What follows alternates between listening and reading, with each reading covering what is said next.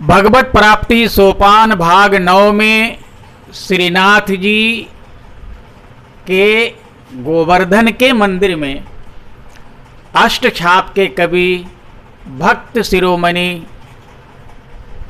महाप्रभु श्री वल्लभाचार्य जी के शिष्य श्री कुंभन दास जी महाराज की कथा श्रवण करेंगे। आप गोवर्धन के निकट जमुनावती गांव में रहते थे और नित्य नवीन पदों की रचना करके ठाकुर जी को श्रवण कराते थे। आपके 7 पुत्र थे, जिनमें से केवल 1.5 को ही अपना पुत्र मानते थे।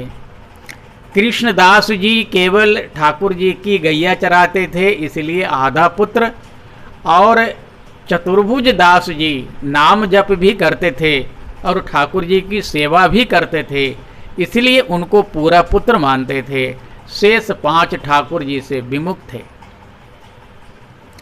ठाकुर जी में इनकी ऐसी प्रीति थी, ऐसी निष्ठा थी कि ठाकुर जी इनके गोद में क्रीड़ा करते थे। खेती का इनका काम था। गरीबी ऐसी कि दर्पण और आसन की भी कमी थी। घास को आसन बनाते, जल को दर्पण बनाते और उसी से तिलक का काम चलाते। खेतों में हल आप चलाते और बीज ठाकुर जी बोते। ऐसे आप निष्किंचन और संतोषी भक्त थे कि किसी दूसरे को छोड़िए, स्वयं ठाकुर जी भी यदि 1000 बार देना चाहें तो भी आप एक बार भी उसको स्वीकार नहीं करते थे। कभी गोवर्धन को छोड़ करके बाहर गए नहीं, आपको ठाकुर जी का विरह व्याप्त हो जाता था।